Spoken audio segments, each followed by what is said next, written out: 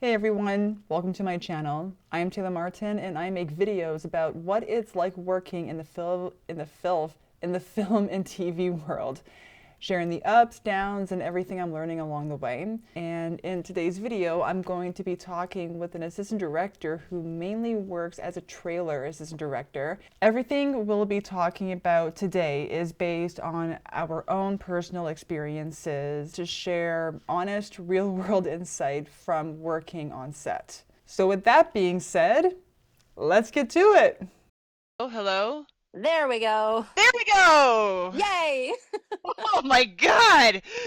Jeepers. I thought I had all this stuff set up. I'm sweating a little bit now. All good. Oh my God. Okay, first of all, how have you been? Uh, Busy and on a tough show this time around. Oh yeah. How is it? Yeah. Are you comfortable with sharing how it's tough? It's just a lot of it's a lot of adapting on the fly, like more so than normal. So it's Mm, and a lot of personalities to deal with on top of all of gotcha. that. So For someone who's had a career, as successful as yours, and like knowing that you're the type of personality that can adapt to it, what goes through your head when you're like, okay, crap, there's a personality thing that like we're just not meshing, and like you try to find a way to be like, okay, like I think this is how this person will react. I think the biggest thing in dealing with personalities is it's mostly about like listening and reading their body language. I mean, it sucks when you get that one personality that you're like, oh, I do not mesh with this. And there is a little bit of like internal dread where you're like, oh my God, I don't want to have to deal with this, but I know I have to.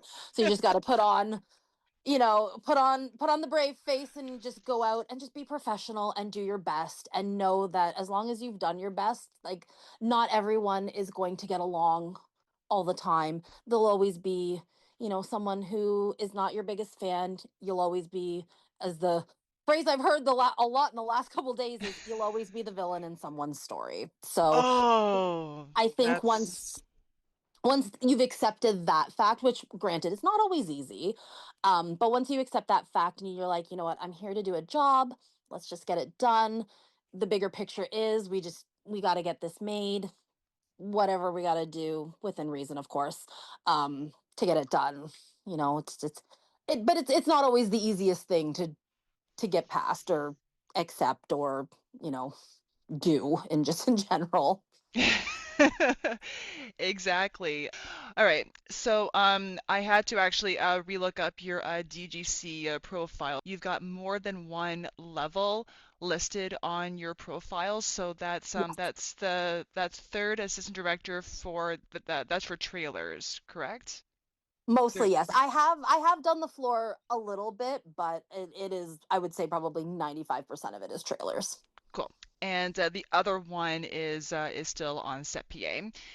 How would you define the role of, like, let's say a trailer third AD, because that's the position that you work with most of the time. It is, you have to be a jack or Jill of all trades in that sense. You're a boss, you're a friend, you're a coworker, you're a therapist, you're a brother or a sister, you're all of these things because your goal is to get the cast processed and try and keep them in as best of spirits as possible because sometimes you get method actors who, if the scene is super emotional or angry or whatever it is they're going to be in that mood the entire day, so you kind of gotta roll with it.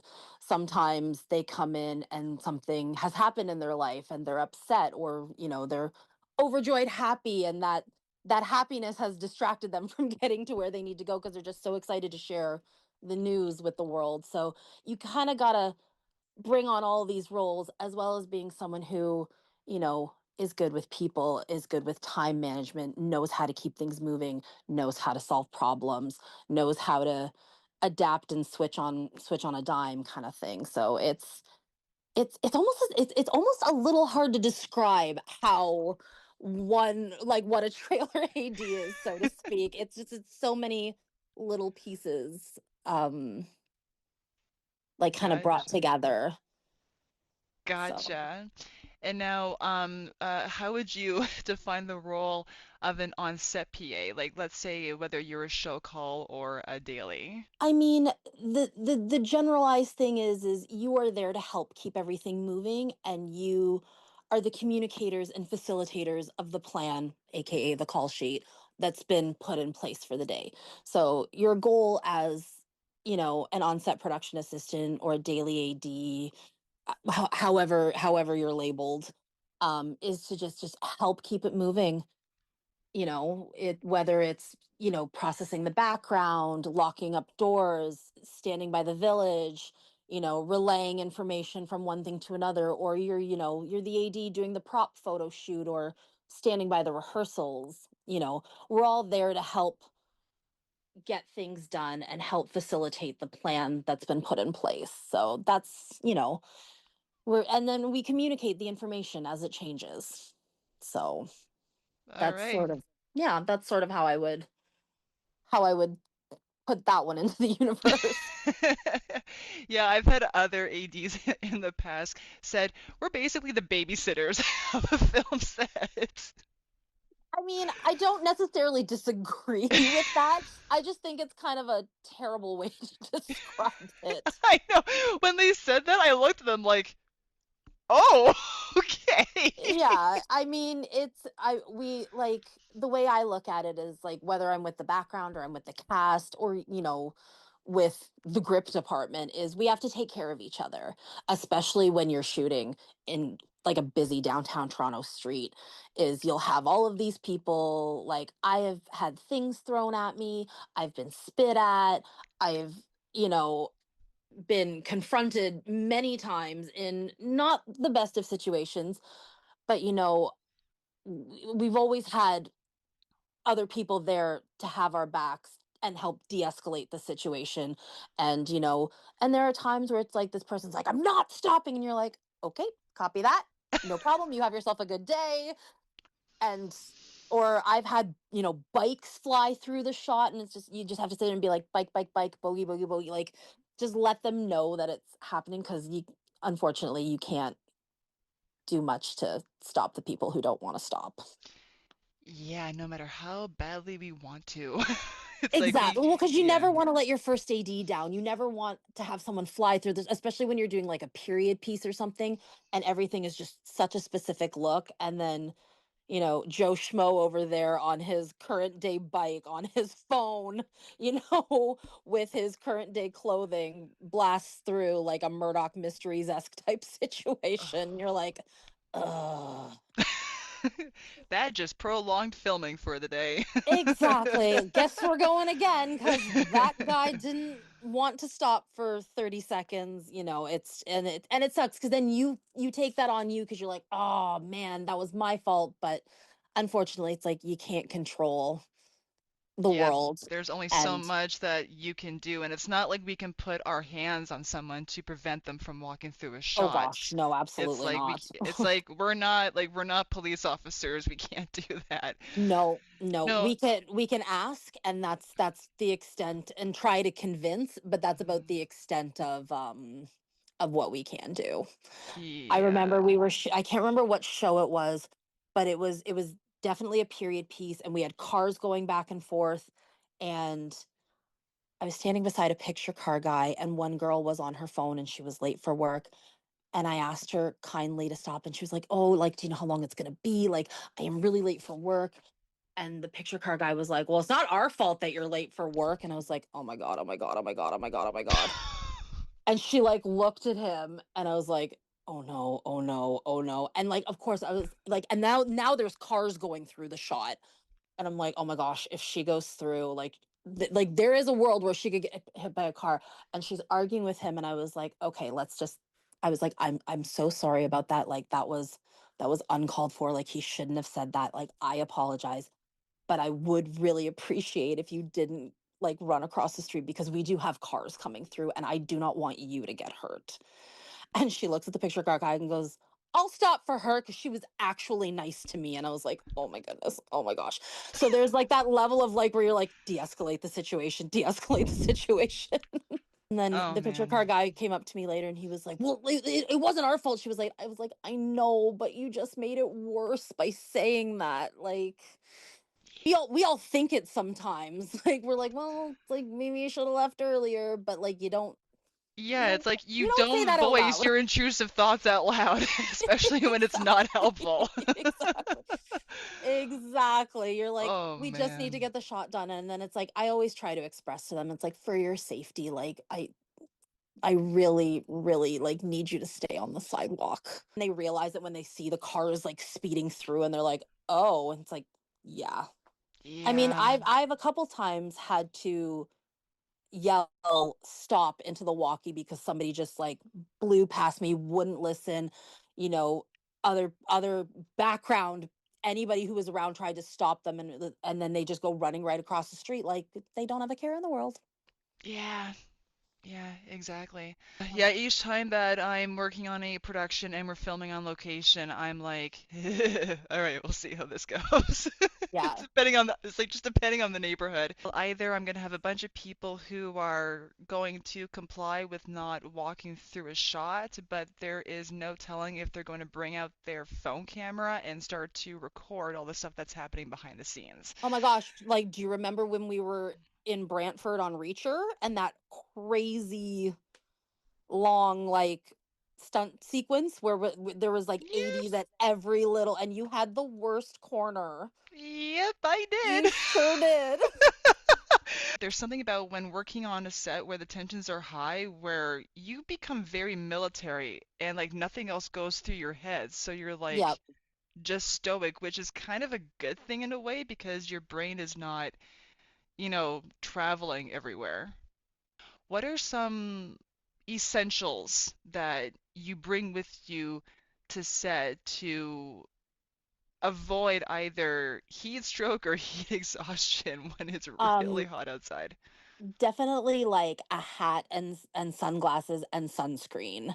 um Thing like, have a little fanny pack with like lip chap, because you'll never realize how quickly your lips get dehydrated when you're out in the blazing sun. And also, maybe one with SPF so you don't get burnt. um but also water. I can't stress that enough. And then when you do eventually have to pee, just let your third know. And if you can try and pick your timing as best as you can, it's like, oh, they're setting up a shot. Here is a great time for me to just run to the bathroom quickly. But like, always let your third know, hey, I'm gonna run 10-1. I'm leaving my lockup. Just communicate the things that you're doing. But Mhm. yeah, lot like water, I cannot stress enough. And I'm super bad for that when I'm on trailers. I will pick up a water bottle or even pick up my own reusable bottle, and I will just leave it places for hours and forget to drink it, and then realize, oh, I haven't drank any water in the last like 3 hours. When it comes to rap, um, I've experienced some cast members that take too long to get unprocessed. What do you do to get them to, shake their tail, their tail feather so that you can go home and get some sleep? Um, I I just communicate with them. Like I try my best. And I mean, for me, a lot of the time, we have turnaround issues with our cast, so that at least helps me out. Where it's like, hey guys, I gotta get you off the clock as soon as possible. Like we're facing some turnaround issues for you. So anything you could do Mm, to speed up getting out of here would be really appreciated. Or and then another one is, if we pair, because I have a large ensemble cast that I'm working with right now. So a lot of the times we do have to double them up um in their vans on the way home. So that's another helpful little thing, is be like, hey, you're gonna go home with so and so tonight. And that usually clicks into them to be like, oh, okay, I don't want somebody waiting for me. I'll go and get out of here. And then I mean, I've called in second AD help to be like, hey, I can't get them to go faster. They just keep, you know, telling me that, oh, you can just sign me out, it's fine. And then you kind of have to go a little bit deeper and be like, hey guys, like I get it. I love that you want to stay and hang out and chat. Like there are other workers that we do have to get off the clock as well. Transport, hair, makeup, costumes, just try to explain to them the reality of the situation in the kindest, politest, most professional way possible. If it's a reoccurring thing, if it's like an absurd amount of time, then you go to your second, you speak with them, and then at that point maybe it's time to get a producer involved. Okay, that's good to know because Mhm. I've experienced my first trailer AD gig. Luckily, it never got to that point. Like all the actors wanted to just get the hell out of there. But Yeah, which on the is off which is chance, which is like you're like, this is great. this is great. But Yeah, this is amazing. yeah, Now, the last question that I'm gonna ask you here is, you went to school for film production. Am I remembering that correctly? I did. I went to Sheridan College. At the time, it was an advanced diploma program called Media Arts, but now it has gone to a bachelor program, and I believe it's a Bachelor of Film and Television. Oh, okay. Yeah. Um, do you think that going to school for film production has like contributed to your success as an AD, or like when you were back in high school? Oh my God, when you were back in school, were you taught like DPRs, actor work reports for both DGC and ACTRA, like how to do call sheets, etc. in school? Did they teach you that? Not really. I think they have more now because I think that there was a realization that like when we got out of school, we didn't really know how to do call sheets or one-liners, shooting schedules, work reports. It was, oh, this is what the assistant director does. They make the schedule and the call sheet. And then you were like, oh, what's a call sheet? They're like, here's a template, figure it out. And you're like, okay. For me personally, I feel like it gave me a bit more insight to just working on a film set as a whole. For being an AD specifically, I don't think it did anything to further. It was more just me with the personality that I have. It's like I want to do something and I want to do something the best I possibly can. So I try to learn everything I can about it. So um I don't think film school is a necessity necessarily for being an assistant director. I mean, if you want to go to film school, by all means, like I did. For me personally, I did learn a lot. I had a lot of fun. Um, I got to make some really fun projects and I met a lot of amazing people, including some who still work in the industry today. I'm working with an electric right now who I went to college with. Like, Oh wow! yeah, I mean, we're on the same show right now. So it Oh, is that's so cool. really, really nice to see um, someone I went to school with also still working in the industry that we chose. So, Nice. yeah, Nice. Thank you that's so much for no doing problem. this. No It's problem. always great talking with you. You're always a fountain of information. I try to be. All right, well, hopefully I'll see you again on set. Yeah. And yeah, ciao, hun. All right. It was good talking to you. You too. All right. Bye, Taylor. Bye. Bye.